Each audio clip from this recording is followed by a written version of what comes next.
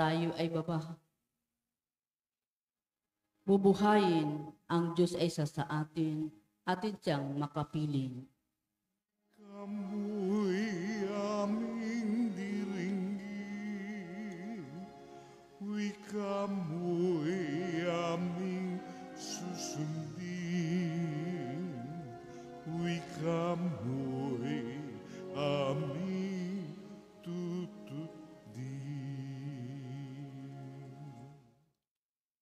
Sumainyo ang Panginoon. At sumaiyo rin. Ang mabuting balita ng Panginoon ayon kay San Mateo. Papuri sa iyo, Panginoon.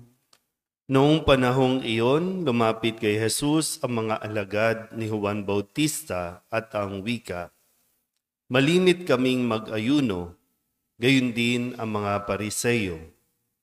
Bakit hindi nag-aayuno ang inyong mga alagad?"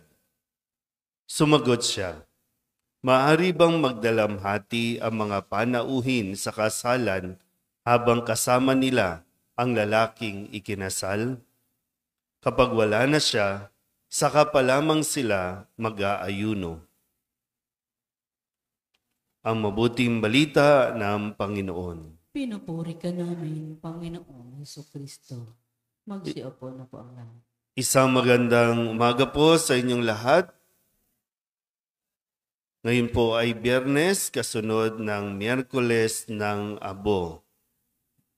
Noong Miyerkules, pinaalala po sa atin sa pagsisimula ng Kwaresma, sa pagpasok natin, meron 3 bagay na dapat natin pagtuunan ng pansin bilang bahagi ng ating paghahanda sa 4 na pong araw na paglalakbay. Yan ay ang paglilimos o kawang gawa, yung pananalangin at yung pag-aayuno.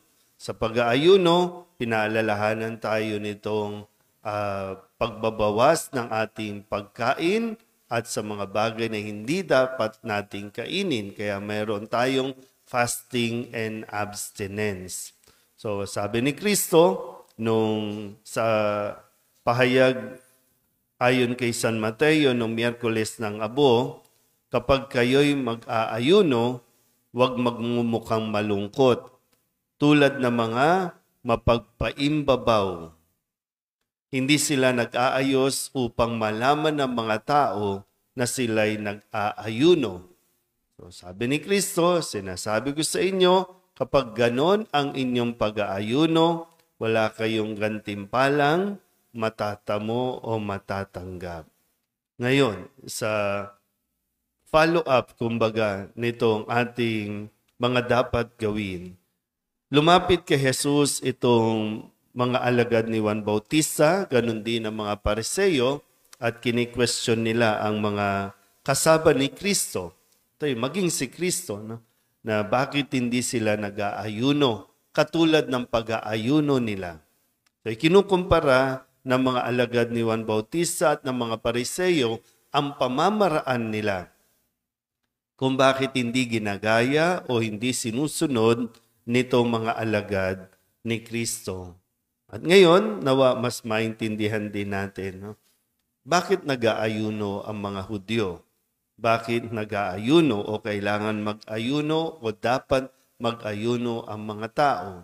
Unang-una sa pag-aayuno, sabi nga natin, nagbabawas tayo ng mga hindi lang pagkain, pero nung una talaga ay patungkol sa pagkain. Pero bakit tayo nagbabawas ng pagkain? Ito rin ay isang paraan. Ang pag-aayuno o fasting ay isang tinatawag na spiritual cleansing. Yung bang pinagpapahinga din natin ang ating katawan, ating isip, o kung ano man sa buong pagkatao natin, pinagpapahinga natin. At muli tinuturuan natin ang ating mga sariling matutong magdisiplina, yung magtimpi, yung self-discipline na tinatawag na hindi laging kapag meron tayong gusto ay susunggab tayo. Marami tayong tinatawag na appetite o katakawan na ginagawa na siya rin namang nagdudulot sa atin ng pagkakasala.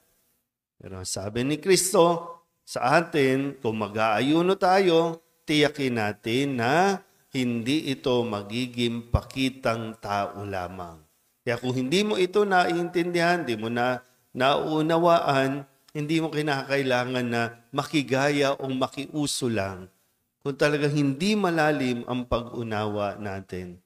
Tapos sisitahin natin yung iba, no, ikukumpara natin ang ating mga ginagawa, hindi ito kinalulugdan ng Diyos. Kaya nga sabi din sa unang pagbasa sa aklat ni Propeta Isaías, kahit anong gawin natin na pagpapahirap sa ating mga sarili, kung hindi naman ito nagdudulot ng kabutihan din ng ating pakikitungo sa kapwa, baliwala ang pag-aayuno.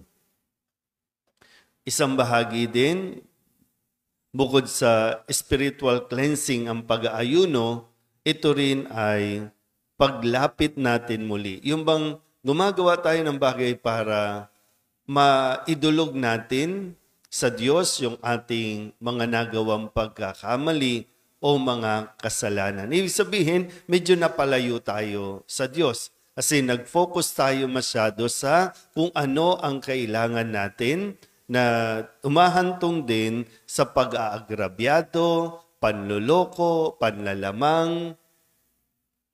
At kapag na-realize ng tao yan, mag-aayuno siya, magpapaikot-ikot sa abo o sa lupa, magsusuot ng sako para lang kumbaga mapansin ng Diyos yung kanyang sakripisyo o ginagawa.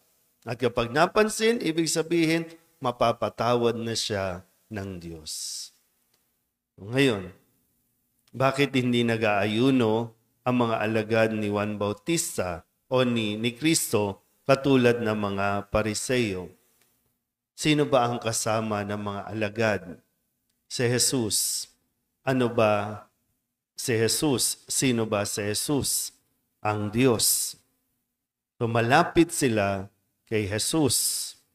So kapag malapit kay Jesus, hindi kinakailangan gumawa ng mga sakripisyo, hindi kinakailangan gumawa ng mga pagpapahirap sa sarili o pahirapan ng sarili. Kasi nandyan na si Jesus, kasama mo na ang Diyos. Ulitin ko po, bakit tayo mag-aayuno? Kasi gusto natin magbalik loob sa Diyos. Gusto nating mapalapit muli sa Diyos. Sa dami ng dahilan para tayo mawalan ng oras, sa dami ng idinahilan natin para hindi tayo pumunta sa Diyos, ito yung mga pagkakataon na kaya tayo mag-aayuno kasi na-realize natin na medyo malayo-layo na tayo sa Diyos. Baka nagtatampo na ang Diyos sa atin at tinihintay niya muli ang ating pagbabalik loob, yung paglapit natin sa Kanya. Pero sana po, hindi lang tayo ngayon, nasa ikatlong araw tayo simula nung Ash Wednesday. Ang panawagan sa atin ay magnilay, pagdasal natin, ano yung mga dapat nating gawin, yung mas importante at mahalaga para sa Diyos. Baka kasi marami tayong gagawin, bisita iglesia, istasyon ng krus, paglalakad ng nakapaa, prosesyon, ang daming naka-line up na gawain natin. Pero kung hindi rin naman tayo magfa-fasting sa pakikipag-away, sa pakikipag-inggitan, mababaliwala ang lahat ng ito. Meron din mga fasting. Fasting muna tayo sa away-away. Fasting muna tayo sa inggitan. Fasting muna tayo sa pangiinggit din. Maging sa pangiinggit, fasting muna. So, pag nilayan natin, ano yung mas mahalaga na dapat tayong nag-aayuno para nang sa ganon, mas maging mabuti tayo sa pakikitungo sa ating kapwa, lalo tigit, mas mapalapit tayo sa Diyos. Amen?